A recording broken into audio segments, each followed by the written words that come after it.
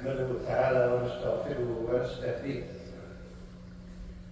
ونعوذ بالله من شرور أنفسنا ومن سيئات أعمالنا من يهده الله فلا مضل له ومن يضلل فلا هادي له ونشهد أن لا إله إلا الله وحده لا شريك له ونشهد أن محمدا عبده ورسوله أرسله الله تعالى بالهدى ودين الحق ليظهره على الدين كله ولو كره الكافرون. نحمده تعالى على نعمائه لا نحصي ثناء عليه وكما أثنى على نفسه أو أثنى عليه رسوله عليه الصلاة والسلام. نشكره ولا نكفره نؤمن به ونتوكل عليه ومولانا وعلى الله فليتوكل المؤمنون. ثم أما بعد أحبتي في الله. Our topic today, for many of us, might be a repetitive topic. And one thing I do not wish to do in any of my Jum'ahs is to deliver a Jum'ah where people walk out without feeling that they have gained new information, or at least a few action items. But I think this khutbah today is just a remembrance. I do not know if you would be able to walk out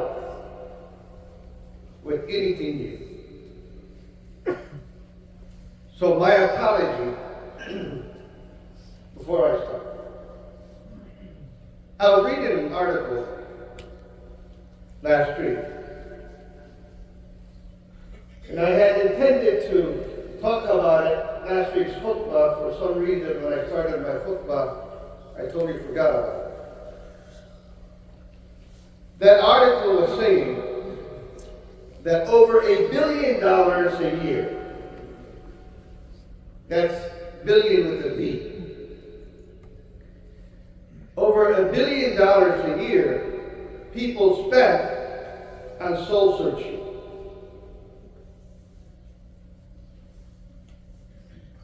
On soul searching. They will travel to different corners of the globe to find silence, to find places where they can be alone, isolated places.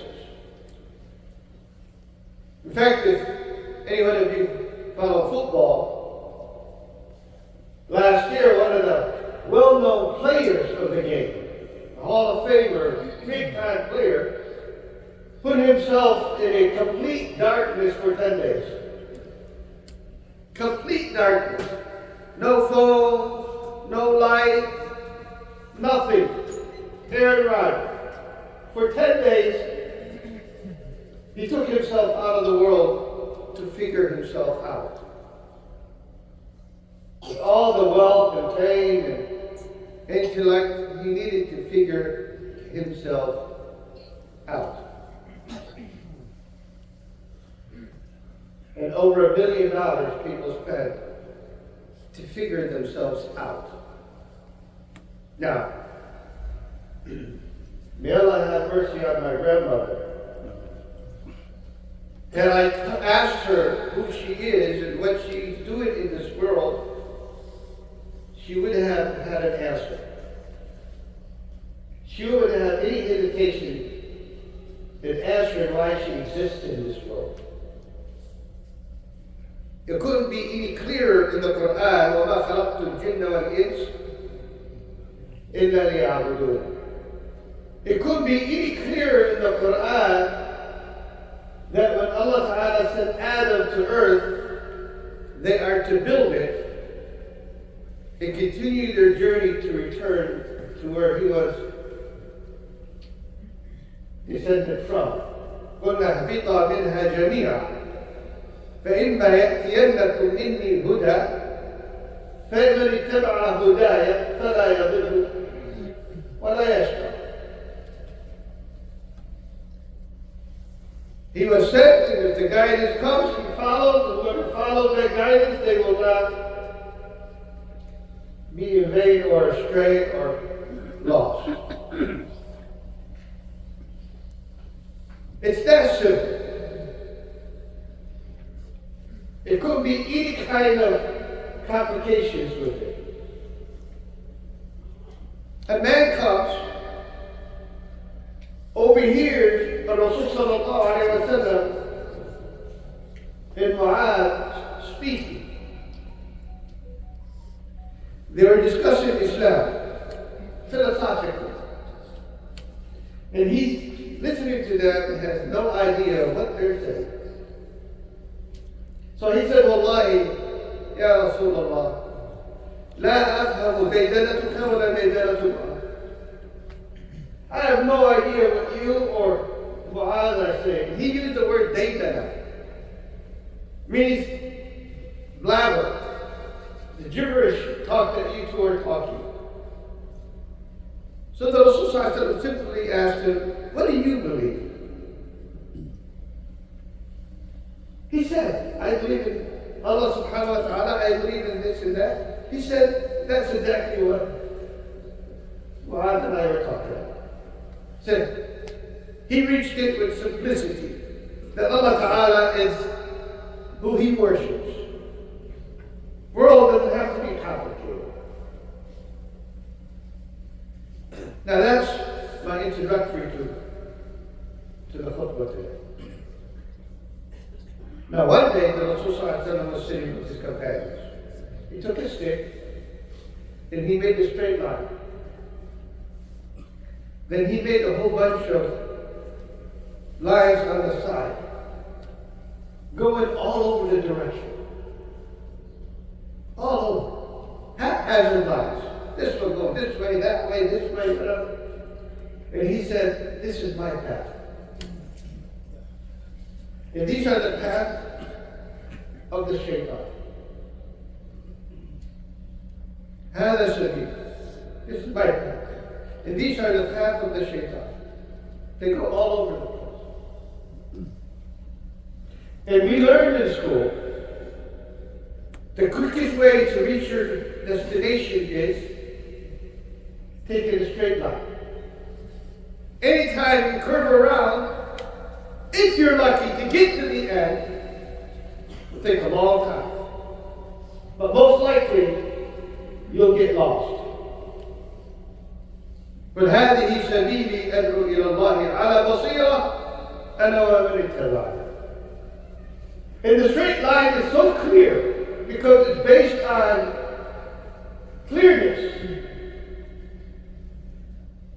vivid pathway. على بصيرة, based on knowledge and clarity, while everything else is just complete darkness. Complete darkness. It is so dark, if you don't take this path,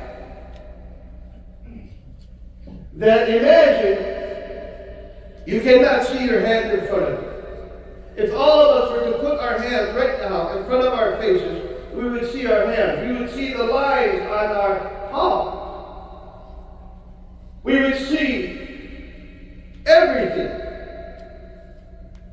of your palm. Not too hard, is it? Those who don't take this path, they reach a level that they can't even see their palm. كظلمات في بحر اللجي يغشاه موج من فوقه موج من فوقه سحاب إذا أخرج يده لم يكد يراه. It's like being in a deep ocean. Layers and layers of death and darkness, that if they are to take out their hand, they might not even be able to see it. That's an absolute loss. It's loss. Totally incoherent of what they're doing. Today's world is like this. There are billions of people out there They have no whatsoever understanding why they exist. We take this for granted. I have overheard Muslims time and time again with admiration saying, Wallahi al-Kufar, they have it all. They have the education, they have the wealth, they have the comfort, they have organized cities. They wake up in the morning walking their dog, and they return after walking their dog, they go to work, they're well dressed, they go back after work, they have family. They just have it all. And we're just looking at the surface. We admire them. Internally, they're torn apart. Internally, there's emptiness. So empty that the only thing that brings comfort to them is alcohol. I'm old enough to remember when the new millennium changed in 2000. The people were saying prior to that the computer will bring an end to the world because you cannot shift the dates to a new millennium. And people were asked, if this is the last day of your life, what would you want to be doing? 63% at that time answered to get drunk. To get drunk. I remember in the mid-90s, there was a meteor that was about to hit Earth, or at least they said it was. And it might destroy whatever and kill millions. And they were asking people the same thing. And people didn't have an answer that is even logically accepted. What we admire is illusion. Illusion. That's where they live. They're empty. You want to know this? Just ask anyone that converted to Islam. They would tell you that hollow and shallow feelings they had before they entered Islam. And believe me, they accepted Islam because of Islam, because they don't get anything from us. We give them a hug and then forget about them. And they find themselves in this deep. Last night, I gave a short talk, and I'd love to repeat it today. We read in Surah Al-Fatiha, اهدنا الصراط المستقيم صراط الذين أنعمت عليهم غير المغضوب عليهم ولا الضالين. And guide me to the straight path, the path of those that you have blessed them with your bounties, not those who you are angry with or they're lost. The word path was not mentioned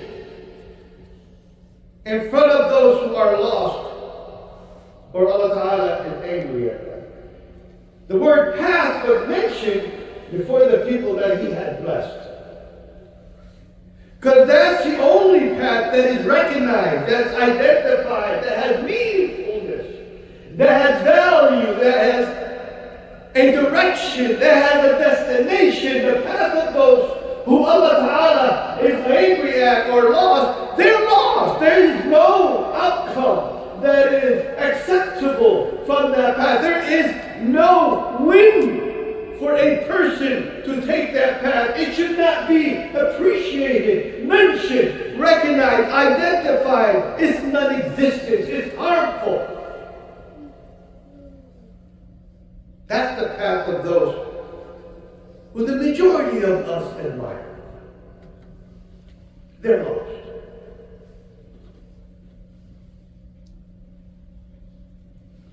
Now, I don't want to sound cynical here, but almost every day I drive by the cemetery that we bought. I don't know, I feel good about that accomplishment, so I find myself driving there every day, feeling maybe I did something good. But every time I go there, I see the cemetery for pets. And I'm not being cynical. I have a cat at home. I love my cat. The moment I open the door, I call her name, she comes running. I actually went to get another cat, but it bothered my first cat. I got rid of it. I couldn't bear that my first cat was being hired by another cat. That's how much I love my cat. But to the extent of how they end up building monuments for their pets speaks volumes of emptiness. They don't do that for their own children, but they'll do it for their pets. We are so blessed, but we just cannot see it. How amazing it is that every day you echo, guide me to the straight path. Guide me to the straight path. Do you know the value of this? The gain that you get from knowing where you're going and where you're heading? This path of ours, Allah Ta'ala mentioned as enlightened with light. Nuran. يهدي به الله من اتبع رضوانه سبل السلام نور قد أنزلنا إليكم نورا مبينا. It's light.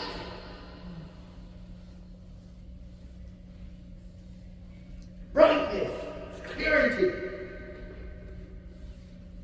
Rasul sallallahu alayhi wa sallam, prior to Jibreel coming down to him, he found himself going into a cave. Going into a cave, spending nights and nights in a cave searching for the truth. Looking into the horizons, looking into empty space, wondering what the truth is. Until Jibreel came down to him.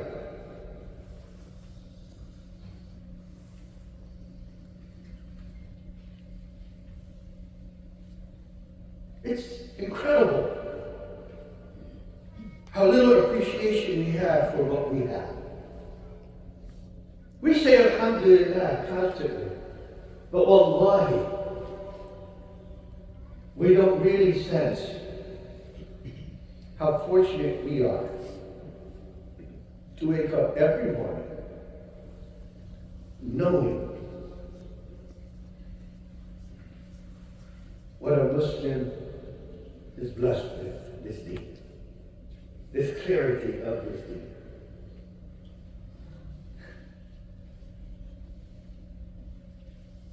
Just look around you. Over 1 billion people worship a cow. Drink the urine of a cow. Millions of people, billions of people have no faith whatsoever. They would worship their head of state in China, and they see him as a god, the emperor.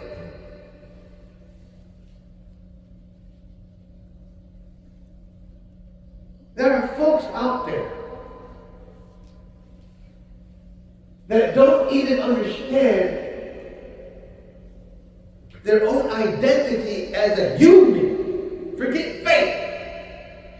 So next time you say, Ihdina Sirat al-Mustaqim, pause. Pause. Sense the value of that word. Ihdina Sirat al-Mustaqim. Feel it. أقول ما تسمعون أستغفر الله. أستغفر الله.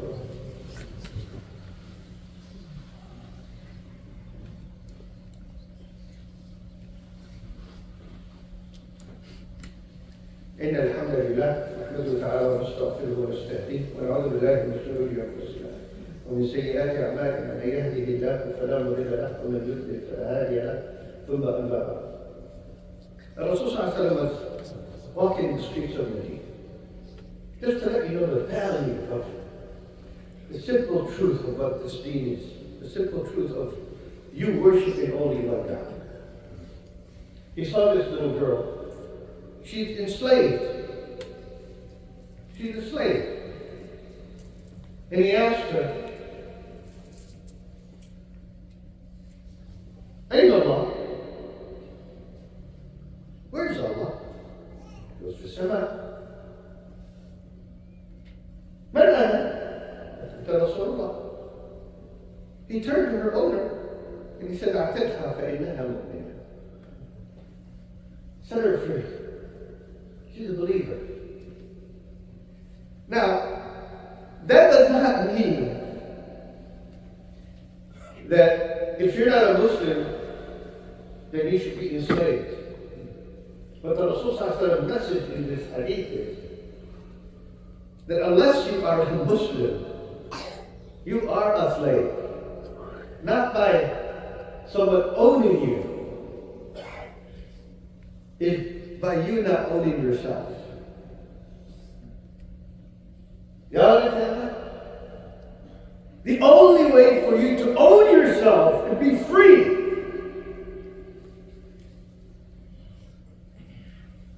is to link yourself with only one, the Creator, and none other. And if you cannot do that, you don't need laws to enslave you. You are enslaved to your own desires and lust and greed and world that bounces you left and right like a pinball. You are nothing because you don't own yourself. You drift in whatever direction the wind might blow and take you. And that is why الرسول صلى الله عليه وسلم said to the Sahabi, عرفت فازداد فاستقر كما أمرت. الاستقامة والالتزام is to stand strong and firm and not waver or wobble. The only way you can stand strong with greatness is to stand strong with faith, with La ilaha illallah. It is more than just praying. It is more than just fasting. It is an identity. It is strength.